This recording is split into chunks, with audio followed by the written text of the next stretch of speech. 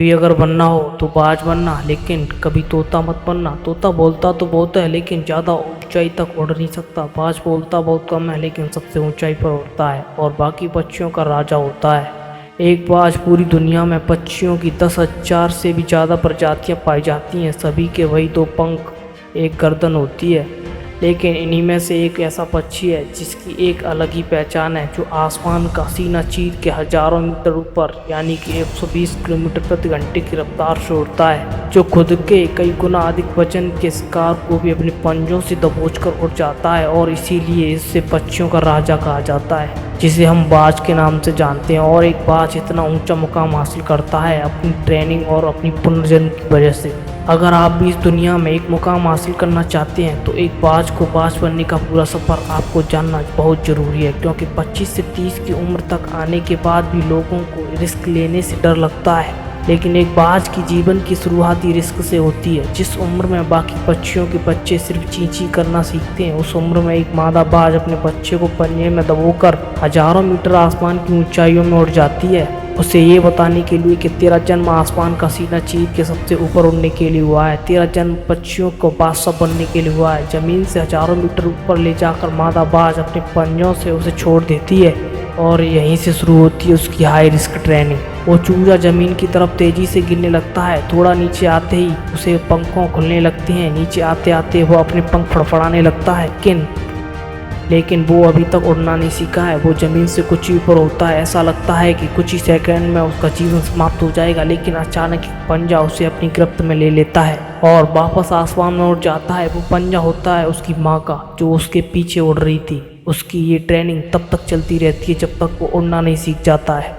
इतनी high risk training होने के बाद इस दुनिया को एक बाज मिलता है। बारिश के वक्त जब सारे पक्षी आश्रय की तलाश करते हैं, तब यही बाज उस बारिश में आसमान का चीरते हुए ऊपर निकल जाता है और बादल से कहता है, तू बरस ले, कितना बरसेगा, और फिर नीचे आकर चैलेंज करता है। एक बाज की उम्र लगभग 70 साल होती है। जब वह 40 साल का होता है तब एक परेशानी उसकी ज़िंदगी में मौत बनकर आती है, जो आपकी परेशानियों से तुलना की सबसे बहुत बड़ी होती है, क्योंकि 40 साल की उम्र में बाज की चोंच इतनी मुड़ जाती है कि उसे शिकार निकलने में बहुत परेशानी होती है। उसके पंख भारी हो जाते हैं, छाती से चिपकने लगते हैं, जिससे उड़ना बहुत मुश्किल हो जाता है। उसके पंजे लंबे और लचीले हो जाते हैं, जिससे वो शिकार को सही से नहीं पकड़ सकता। अब उस बाज के पास सिर्फ 3 रास्ते होते हैं। नंबर 1, वो अपने शरीर को त्याग सकता है। नंबर 2, गिद्ध की तरह छोड़े हुए भोजन पर निर्भर हो जाए। और नंबर 3, सबसे कठिन और पीड़ादायक रास्ता, अपने आप को पुनः स्थापित कर फिर से आसमान का सीना चीर कर उड़ने और उसी तीसरे स्थान को चुनता है और अपने पास के सबसे ऊंची चोटी पर पहुंच जाता है। वहाँ पर अपना घोंसला बनाता है और फिर शुरू होता है परेशानियों को जड़ से उखाड़कर आसमान में उड़ने का सफ़र। वह अपनी चोंच को एक चट्टान पर मार मार कर तोड़ देता है, लहूलुहान हो जाता है और इंतजार करता है नई चोंच के आने का। उसके बाद अपनी नई चोंच से अपने पंजों को काट देता है और फिर इंतजार करता है नए पंजों के उगाने का। उसके बाद वो अपने एक एक पंख को अपने शरीर से अलग कर देता है और फिर इंतजार करता है एक नए पंख उगाने का। और इस प्रक्रिया में उसे लगता है लगभग 5 महीने का समय। इन 5 महीनों की कड़ी तपस्या के बाद एक बाज पुनः जन्म लेता है और फिर से तैयार हो जाता है। आसमान का सीना चीर कर उड़ने के लिए 3 रास्ते बाज के पास थे, वही 3 रास्ते आपके पास होते हैं, लेकिन कुछ लोग रास्ते पहले चुनते हैं और परेशानियों के तले दबकर सुसाइड कर लेते हैं। ज़्यादातर लोग दूसरे रास्ते को चुनते हैं और परेशानियों को बोझ पड़ते ही अपने लक्ष्य को छोड़कर एक नॉर्मल लाइफ जीने लगते हैं। और कुछ वो लोग भी होते हैं जो इस परेशानियों को लात मारकर अपनी मेहनत के दम पर बाज की तरह आसमान की बुलंदियों को छूते हैं। दोस्तों, बाज की यह ट्रेनिंग हमेशा बहुत कुछ सीख देती है कि अगर रिस्क लेना पड़े तो लो। अगर अपने फील्ड में अपने आप को इतना ट्रेन कर लो कि उस फील्ड में आपसे ऊपर उड़ने के बारे में कोई सोच नहीं सके। सोचे तो उसके पसीने छूट जाएं और अपनी फील्ड के बादशाह बन जाओ। आज मैं आपको 5 ऐसे पॉइंट बताऊंगा जो कि हर इंसान को बाज से सीखना चाहिए और लाइफ की बहुत बड़ी लर्निंग है इन 5 पॉइंट में। नंबर 1, बाज की तरह अकेला चलना सीखो। बाज अकेला उड़ता है और बाकी पक्षियों के मुकाबले सबसे ऊंचाई पर उड़ता है। बाज अकेला उड़ेगा लेकिन कभी भी चिड़िया और छोटे पक्षियों के साथ उड़ेगा। बाज हमेशा या तो बाज के साथ उड़ता है या फिर अकेला उड़ता है। इससे ये सीख मिलती है कि छोटी सोच वालों से हमेशा दूर रहें और अकेले रहो, क्योंकि यही वो समय है खुद को जानने का और असली मौका मिलता है। नंबर 2, बाज की तरह अपने लक्ष्य पर ध्यान दो। बाज का एक विजन बहुत ज़्यादा क्लियर होता है और बहुत ज़्यादा स्ट्रॉन्ग होता है। बाज अपने शिकार को 5 किलोमीटर दूर से ही देख लेता है और जब तक वो एक बार उसे अपना लक्ष्य दिख जाता है तो फिर उसके बाद रास्ते में चाहे कितनी भी मुश्किलें क्यों ना आए, वो अपने लक्ष्य को हासिल करके ही दम लेता है। इसके में भी एक बहुत बड़ी सीख मिलती है कि अपना विजन क्लियर रखो, उसे हासिल करने में फिर चाहे कितनी भी मुश्किलें क्यों ना आए, पीछे मत हटो और बाज की तरह बनो।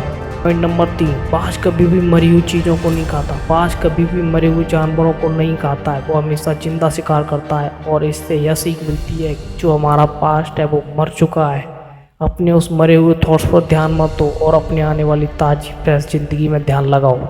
अपने पास्ट की पुरानी यादें जो तुम्हें तंग करती हैं उन्हें वहीं रहने दो जहां उसकी जगह है, और तुम्हारे पास्ट की जगह है अपने वर्तमान में जगह मत दो, क्योंकि अगर एक बार तुम्हारा पास्ट तुम्हारे प्रेजेंट में आ गया तो तुम्हारा पास्ट तुम्हें कभी प्रेजेंट में नहीं रहने देगा। पास्ट में तुम्हारे साथ कितना भी बुरा क्यों ना हुआ हो, वो सब यादें और थॉट्स मर चुके हैं, और उस बाज की तरह बनो जो कभी भी मरी हुई चीज़ों को नहीं खाता है। पॉइंट नंबर 4, मुश्किलें समय से डरो नहीं। जब आंधी तूफान आती है तो बाज बहुत ज़्यादा एक्साइटेड हो जाता है। जब बारिश होती है तो सारे पक्षी छिपकर बैठ जाते हैं, लेकिन बाज को बहुत मज़ा आता है। बहुत तेज़ हवाएं चलती हैं तो बाज उन हवाओं के सहारे और तेज़ी से ऊपर की ओर उड़ता है, और ऊपर उड़ते उड़ते इतना ऊपर उड़ जाता है कि बादलों से भी ऊपर पहुंच जाता है। और इसमें भी एक बहुत बड़ी सीख मिलती है कि मुसीबत में भी मज़ा ढूंढो। और नेपोलियन हिल ने एक बार कहा था कि हर बड़ी चुनौती अपने साथ में एक बहुत बड़ा अवसर लेकर आती है। तो उस बाज की तरह तुम भी अपने अवसर को पहचानो, और जिस दिन उन अवसरों को पहचान लिया फिर सारी मुश्किलें तुम्हारे नीचे होंगी और तुम उन मुश्किलों के ऊपर होंगे। नंबर 5, कंफर्ट जोन से बाहर निकलो। बाज अपने घोंसले में सॉफ्ट घास का हमेशा निकाल देता है ताकि बाज का जो बच्चा होता है वो कंफर्टेबल ना हो, क्योंकि अगले वो घोंसले में कंफर्टेबल हो गया तो वह वहीं रहना पसंद करेगा। लेकिन बाज ऐसा कभी नहीं होने देता। बाज एक पक्षी है और उससे भी ये बात पता है कि कंफर्ट जोन में कोई ग्रोथ नहीं होती, लेकिन हम तो इंसान हैं ना, और इंसान होने के बावजूद कई सारे लोग इस बात को समझते ही नहीं है कि आप जितना ज़्यादा कंफर्ट जोन में रहेंगे आपकी लाइफ में आने वाली उतनी अनकंफर्टेबल हो जाएगी। दोस्तों, मुझे उम्मीद है कि एक बाज द्वारा बताई इन 5 लेसन से आपको कुछ ना कुछ सीखने को ज़रूर मिला होगा। कमेंट करके ज़रूर बताएं कि आपको कौन सी सीख सबसे अच्छी लगी। और दोस्तों, वीडियो को लाइक और शेयर ज़रूर करना, और हाँ, अगर वीडियो अच्छी हो तो चैनल को सब्सक्राइब ज़रूर करना।